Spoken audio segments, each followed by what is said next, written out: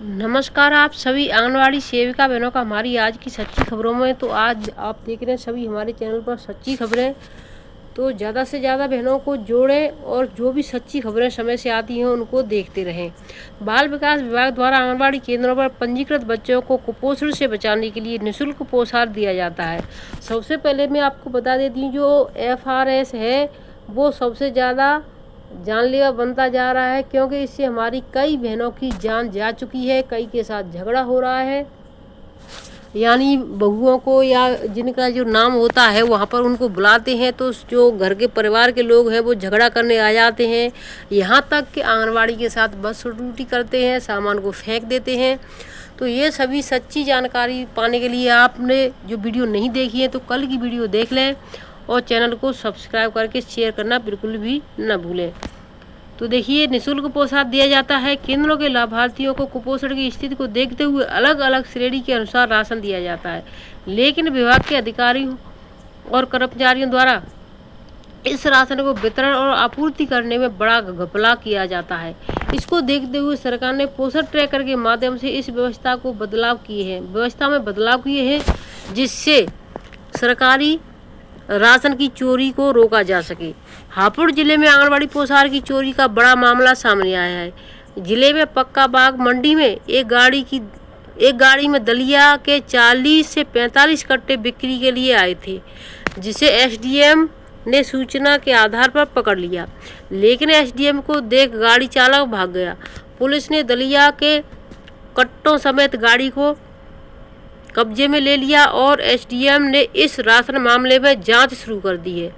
SDM ईला प्रकाश को बिक्री police के अनुसार सूचना मिली कि आंगनवाड़ी केंद्रों पर बच्चों के वितरण होने वाले पोषाहार को दलिया पक्का बाग मंडी में बेचने के लिए लाया जा रहा है। सूचना मिलने पर SDM पक्का बाग मंडी पहुंचा तो एक छोटा हाथी गाड़ी में पोषाहार के कट्टे भरे हुए थे। SDM की गाड़ी देख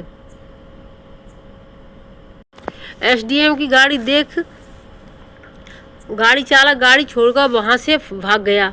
SDM द्वारा गाड़ी की जांच की तो उसमें दलिया के 40 से 45 कट्टे मिले, जिस पर ICDS विभाग की मोहर लगी हुई थी। इसके बाद सूचना देने पर कोतवाली पुलिस भी मौके पर पहुंच गई।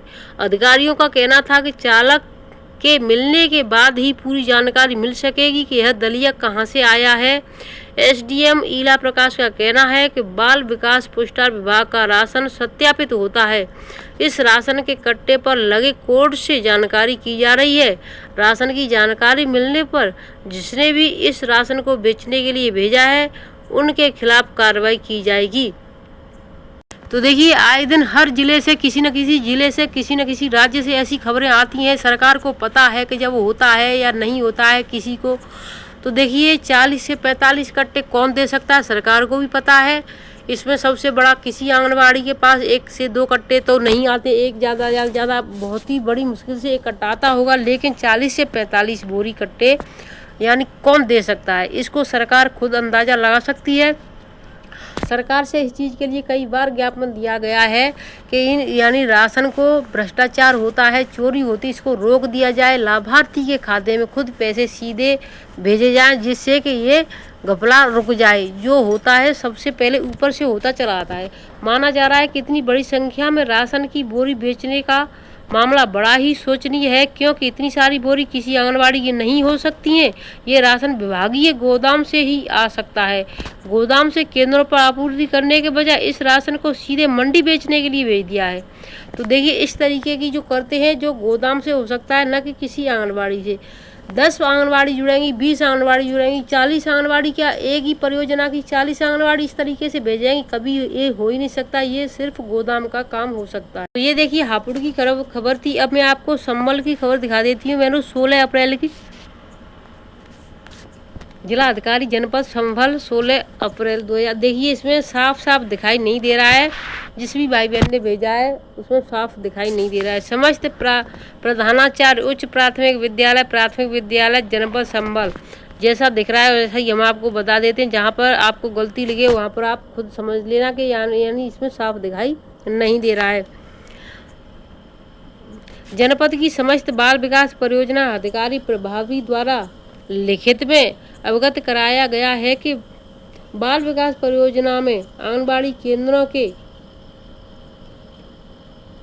उगाही नियंत्रण के सापेक्ष कार्यवाही में कार्यालय स्टाफ में मुख्य सेविका कार्यालय सहायिका घनिष्ठ, देखिए इसमें कुछ श्रेणी के कर्मचारी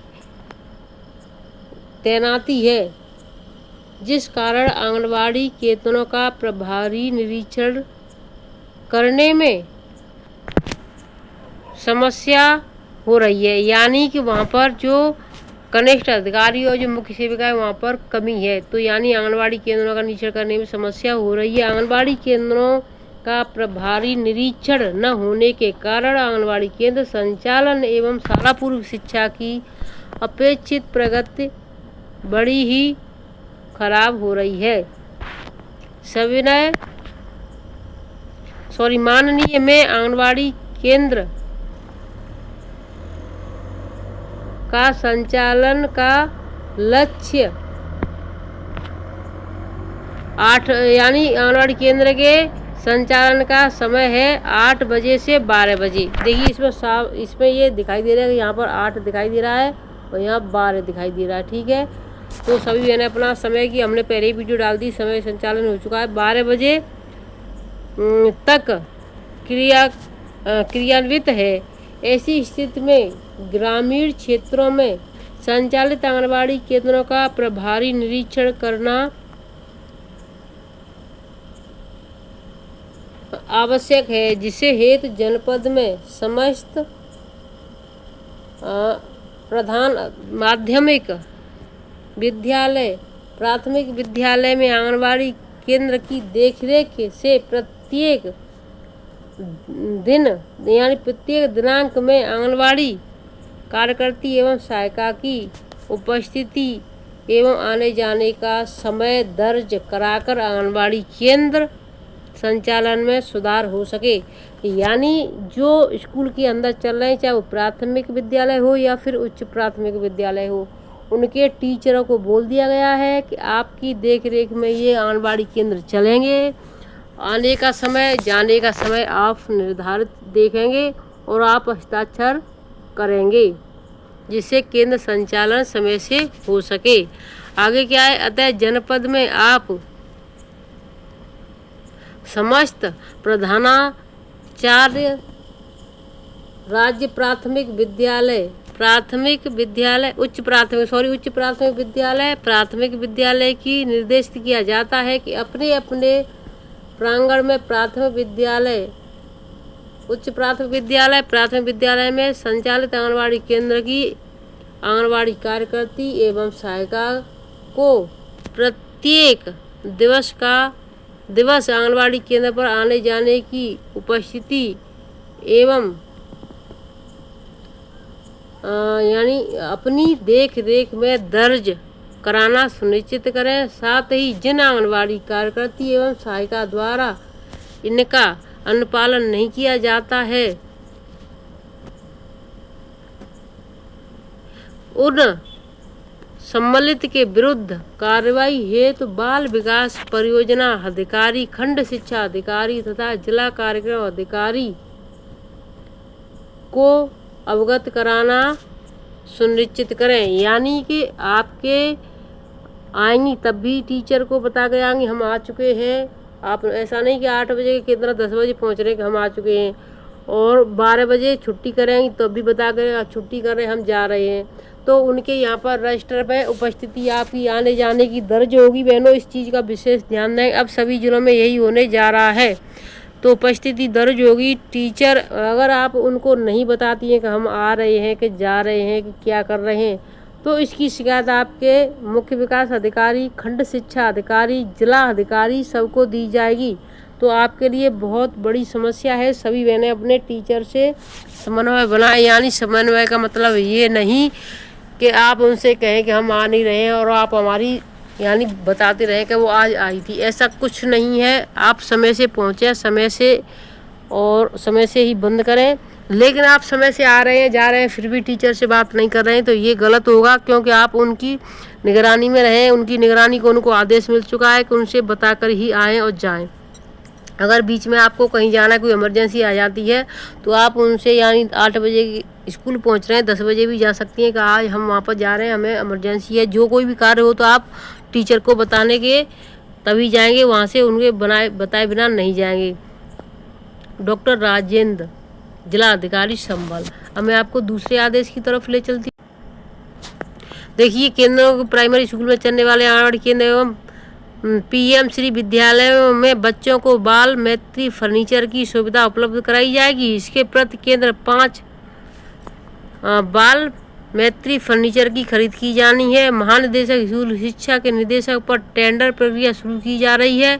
28 मार्च 2025 को जारी निर्देश में कहा गया है कि निविदा समिति जरूरत के अनुसार सामग्री मानकों एवं गुणवत्ता का सत्यापन किसी भी विशेषज्ञ संस्था से करा सकती हैं। हर केंद्र को 25,000 की दर से 5 फर्नीचर खरीदने के लिए जिले को करीब 91 लाख धनराशि उपलब्ध कराई गई है। प्राइमरी स्कूलों में चलने वाले आंगनबाड़ी केंद्रों के बच्चों को बाल मैत्री फर्नीचर की सुविधा दी जाएगी। इसके लिए शासन ने निर्देश दिया है कि निविदा दाताओं को तकनीकी निविदा अपलोड करते समय राजकीय इंजीनियरिंग कॉलेज, पॉलिटेक्निक या ITI के विशेषज्ञों से सैंपल टेस्ट रिपोर्ट अपलोड कराना जरूरी है। अब देखिए, दूसरी जो हमारी बहनों ने ज्ञापन दिया है, धरना दे रही है हमारी FRS के लिए हमारी बहनें, लेकिन सरकार अपनी बातों पर अड़ी हुई है। तो ये किस जगह से है? सेवा में माननीय मुख्यमंत्री महोदय, उत्तर प्रदेश सरकार, लखनऊ। ये आपकी 17/4 यानी कल दिया गया है। आज आपकी 18 तारीख है। आज बहनों गुड फ्राइडे की आप सभी बहनों की छुट्टी है।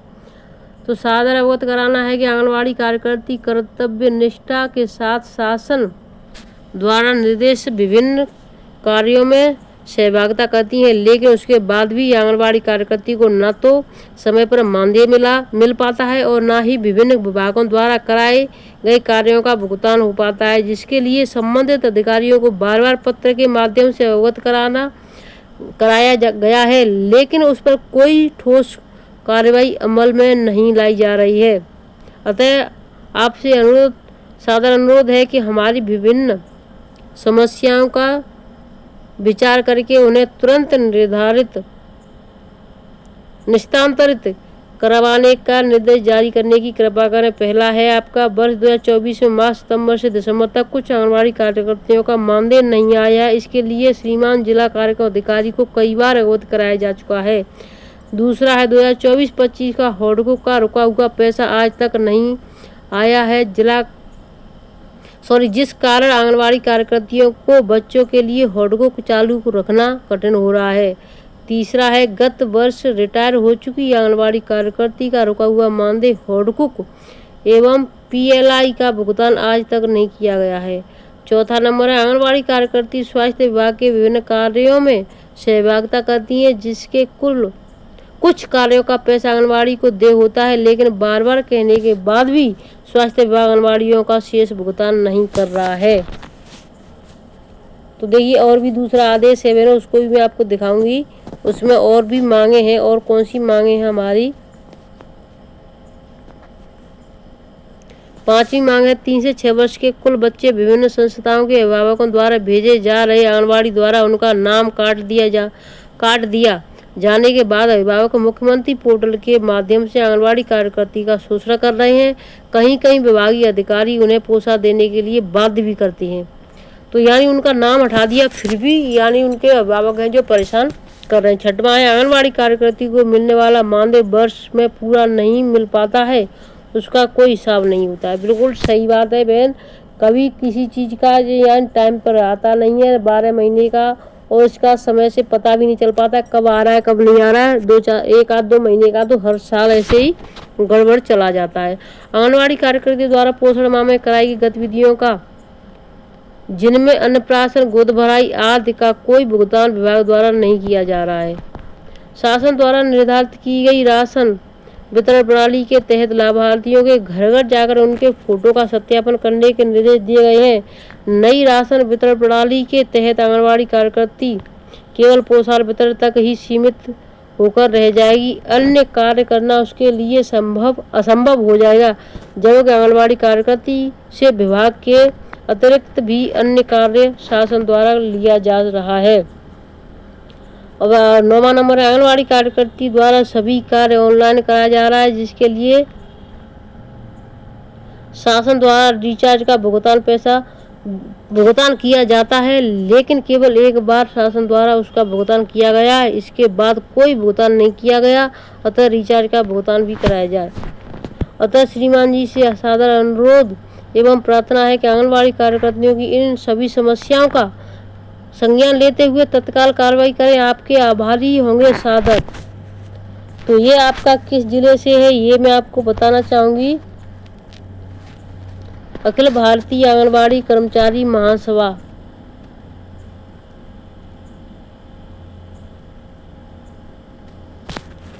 तो इसमें देखिए नरेंद्र शर्मा जिला संरक्षक, पूनम जिला अध्यक्ष, इस तरीके से है, लेकिन इसमें ये तो नहीं दिखाई दे रहा किस जिले से है ये, किस जिले से है ये बहनें हमारी, ये सब उसमें नहीं दिया गया है।